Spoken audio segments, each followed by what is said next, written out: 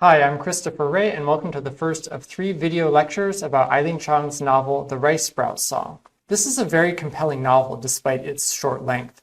It also marks something of a turning point in the literary career of Eileen Chang, one of modern China's most important authors. This is the first novel that she wrote in English. She later translated it into Chinese. And The Rice Sprout Song offers a lot of insights into Eileen Chang's literary vision, including what I would consider to be her aesthetics of desolation. This is a Cold War novel set in the Chinese countryside. Chang had set many of her previous works in the city of Shanghai or Hong Kong. She was known primarily as an urban writer. So why are we in the countryside all of a sudden? Well, much of the anti-Japanese war, the civil war between the communists and nationalists, had been won or lost in the countryside. And the battle for the countryside was not yet over. The communists were still trying to persuade the populace to accept their rule and to implement their policies to bring the nation together. In this novel, however, Eileen Chang shows things going disastrously in the countryside. First, let's talk about the Cold War, and in particular, the Cold War in Asia. Next, I want to take a look at what Eileen Chang did with this call to write an ideological work, inveighing against the communists, because I think that she did something that was different from just ordinary propaganda. I think she inflects it with a lot of her personal sensibility, and what I want to highlight in this video lecture is desolation, a topic and a key word in her literary works from the 1940s onward, one that she wrote about extensively. And so what was desolation as far as Eileen Chang was concerned, and why was it a superior mode to other types of representation? Finally, I want to take a look at a few brief examples from the novel Rice Sprout Song to show how in literary terms Eileen Chang is conveying desolation, and particularly in relation to this overarching motif of song, the Rice Sprout Song. Eileen Chang left Shanghai in 1952 and moved down to Hong Kong, where she did several types of writing. She did translations of Western works like Ralph Waldo Emerson's essays, a novel by Hemingway, which later won the Nobel Prize. She also wrote screenplays for a Hong Kong film studio, and she wrote her own fiction. Some of the translation and fiction writing she did on commission for the propaganda arm of the US government. But Eileen Chang had also shown in the 1940s that she was very keenly attuned to audience expectations. Sometimes she liked to meet them and make everybody happy at the end of this film, for example, or she would deliberately try to defy their expectations. And so I think she does a little bit of expectation defying for anyone who thinks that this is going to be a clean work of propaganda. The battle for Asia and the battle for China was not over in 1949, when Mao Zedong announced the founding of the People's Republic of China. The Cold War lasted for about half of the 20th century, and there was this period of heightened tension between the United States and the USSR, or Soviet Russia. There was an arms race. There were proxy wars fought all over the world, and you had major wars like the Korean War in the 1950s and the Vietnam War in the 1960s and 1970s that took millions of lives. Many of these conflicts were the result of ideological positions, in which the US wanted to wipe out communism and Russia wanted to counter that influence. And once leaders had staked out these positions, they then committed troops to back up the ideology with direct military action.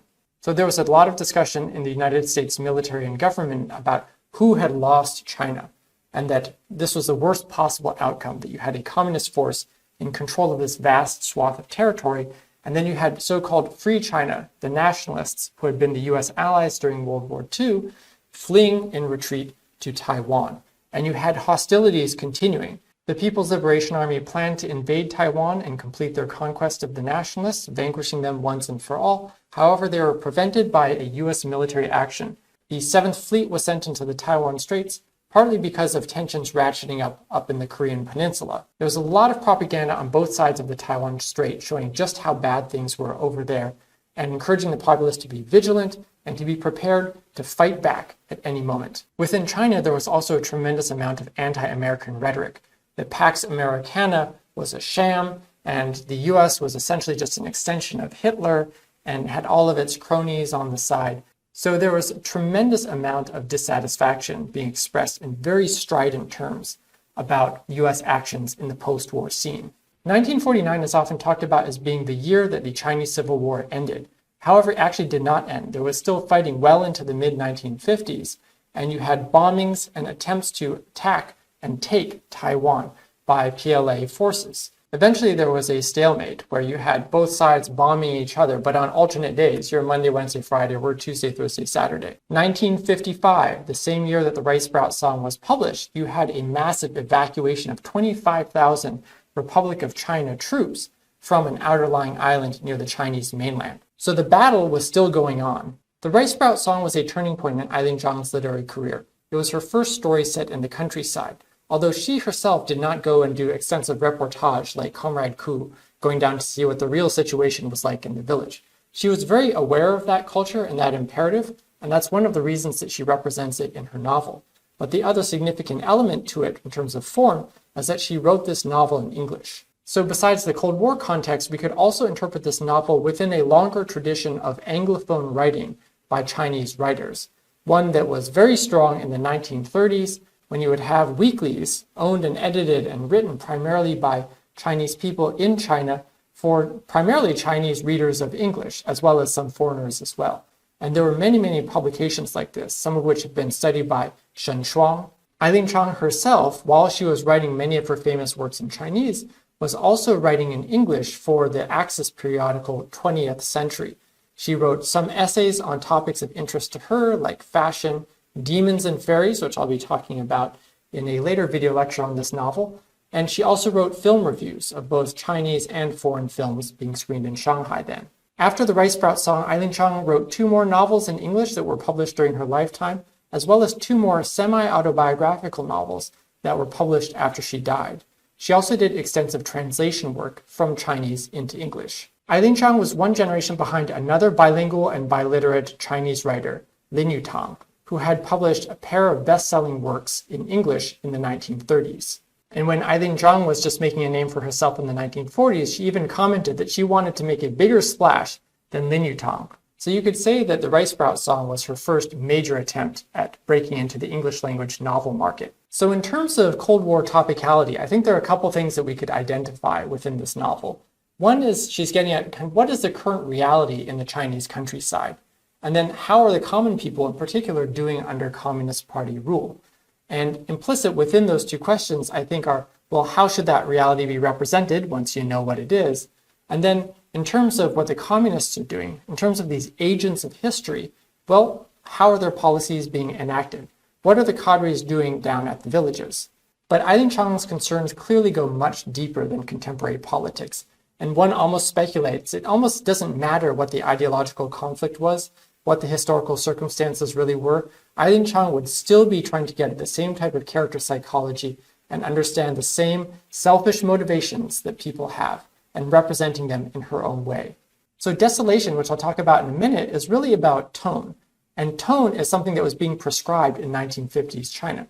So this is the cover of one government-backed cartoon periodical from the 1950s, which I think is emblematic of this ge-song or eulogistic mode. You're supposed to make very clear contrasts between the battle days and the good days, and you're supposed to praise the good days now and celebrate the achievements of the party. And Eileen Chang puts exactly this type of ge-song or eulogistic discourse into her novel, but she puts it in the voice of a character who is a little bit behind the times and a little bit muddled-headed.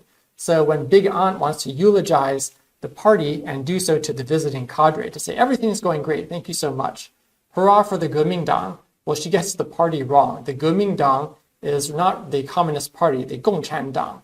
And in fact, that term Gemingdang sounds a lot like Guomindang. So she's kind of conflating 2 different things. Even within a government-sponsored periodical in 1950s China, however, you could still find dissenting voices. So yes, there was a lot of anti-American rhetoric. Yes, there was a lot of eulogizing of party policies and how much better life is. But you still have these niggling discontents about the cloth rips or the fabric dye runs and spoils everything. And so we really want to encourage people to do better within China. And interestingly, these are the type of material considerations that very much interested Eileen Chang, down to cloth, down to the look, feel, and texture of things. In that same magazine, you also have representations of these new impositions, of all of these meetings that are essentially flooding the fields. We're not able to produce because there's so much discourse. Eileen Chang, too, has her own questions and reservations about rhetoric. The politics of the Rice Sprout song are quite negative. One of the first events that we get in the novel is a marriage between 2 peasants who want to marry, they say, because the other person knows how to work. But the rural economics being presented here are the harder you work, the less you eat, because all of the grain goes into the state monopoly and becomes unavailable for you. And this terrible material reality is contrasted with the high-flown rhetoric of these cadres who insist that everything is getting better all the time, despite all of the evidence to the contrary. This is very much a novel about women. It shows the effects of party policies on women. It shows how women interact with these male cadres. It also has many strong female characters interacting with one another. Even though Eileen Chang herself did not go down to the countryside to collect data and then report on it in novelistic terms, she does represent this as being a story about documenting and testifying. So all of this talk, again, about the reality, and in particular the character of Comrade Ku is very interesting as this figure of self-delusion, and who has really bought into the party line and keeps trying to convince himself, despite all the evidence to the contrary, despite all of the tragedy and suffering that he witnesses and personally experiences through his own hunger. He keeps trying to tell himself, what I'm experiencing is not reality. The reality is the message in my mind, what I have brought down to the countryside, not the actual reality here. Yes, this is an anti-communist novel, but characters like Comrade Ku give me pause because I wonder, is Eileen Chang making a more fundamental critique, one that is not just directed at communists, but about the reliability of all of these fantasy narratives, these stories that people tell themselves? And we could pursue a gendered critique of this novel by looking at things like fashion. Fashion is something that Eileen Chang wrote about in the 1940s in both English and in Chinese, and we get representations of communist fashion for 1950s cadres who are supposed to not care about it at all. But actually, Chang presents them as having their own aesthetic, as looking like they can't take care of themselves because they're so busy working for the people. So is this a female sensibility, or is this just an Eileen Chang sensibility? Some of the desolation in this novel is connected to sound, and this motif of the rice sprout song that we get in the title of the novel. But I'd say that we can also use the term refrains, and that desolation is an experience and an emotion and a feeling or a sensation that keeps coming back again and again, whatever the ideological and historical circumstances. Eileen Chang wrote a lot about desolation in the 1940s, when she was writing in the midst of a war, when everybody's supposed to care about the nation. But what her characters experience, for the most part, is more a sense of alienation, like they are cut off from those grand heroic narratives, that all they care about is the everyday of their personal lives, and all of the petty disappointments, the loss, and they really cling on to these feelings. But the desolation comes with this insight or revelation that it may not mean all that much in the end. I think that we would limit our readings if we treated desolation as just an atmospheric or a mood, because I think there's a type of philosophical stance at work here, and one that really focuses on these seemingly trivial everyday things, but then extrapolates great potential meaning from them. This is Eileen Chang's most famous writing on the subject, where she says she wants to avoid heroics, she wants to avoid tragedy, she wants to avoid these direct contrasts. She wants an uneven contrast, a 层次的对照, that can bring out more revelation. So in these everyday moments where something trivial is extrapolated into something cataclysmic, it seems like Chang is recognizing that the present is going to vanish, that there is going to be a greater catastrophe to come than whatever we are experiencing in the present. And so she is looking forward, she's like projecting her psyche forward into that moment. And this could be interpreted as a fin de siècle, or end of an era type of ethos. So how does Chang convey desolation in literary terms? Let's take a look at the opening, where we begin with these privies on the outskirts of town, in which we sense an occasional whiff of faint odor in the wind. The afternoon sun shone palely on the bleached thatch. Another shop displayed tiny stacks of coarse yellow toilet paper. In a glass showcase standing near the door, there were toothpastes and bags of tooth powder, all with colored photographs of Chinese film stars on them. The pictures of those charmers smiling brightly into the empty street somehow added to the feeling of desolation. But even if you take the word desolation out of it, we are still clearly getting an uneven contrast, not a direct, strong contrast. We are only getting a whiff of that odor. The sun is shining palely, the thatch is bleached. And then we have these photographs of movie stars who are themselves out of place. Who are they trying to charm in this impoverished village? So that too, indeed, is a very desolate type of misplacement. So even in these trivial everyday details, you can see how Eileen Chang is setting the tone for a very unheroic narrative. And in the setting, we have an everyday event of dumping out wastewater being linked to the end of the world. Those examples are of narratorial commentary, but if we jump ahead to this scene, in which Comrade Wang is reflecting on what just happened in his conversation with Comrade Ku, we can see that Eileen Chang is taking us on a journey. First, we have introspection. Comrade Wang thinks about what just happened. He has this revelation after the fact that he revealed something that he shouldn't have. And then he experiences this feeling of desolation and that there's nothing he can do about it. He can't change this situation. What's happened has happened, and things are not going to look too good for him. And you can find many more examples like this in the novel. But the most desolate refrain that we get overarching the whole story is that of the rice sprout song. This is a festive type of song and dance that is a real-life one that the communists in the 1940s adapted for their own purposes. You can find sociological studies from the 1930s talking about yangge or rice sprout songs from the 1920s. So this was a tradition with a lot of popular support, for which there was a lot of enthusiasm, and which the communists wanted to use to graft on an ideology and claim it as their own. The first time that the rice sprout song is mentioned in the novel, however, it immediately follows a description of hunger, this gnawing hunger that Ku is experiencing for the first time, and he hears, very faintly, the sounds of the rice sprout song on the wind. So it's easy to see that in this novel, the rice sprout song is a foil. This forced festivity is contrasted with the bleak reality of hunger and poverty and privation in the countryside. This is a system in which you are not only going hungry, you not only have to tighten your belt, but you also have to sing about how happy you are and how you're looking forward to a better future, even if you don't believe it. The bleak vision in this 1955 novel turned out to be tragically prescient.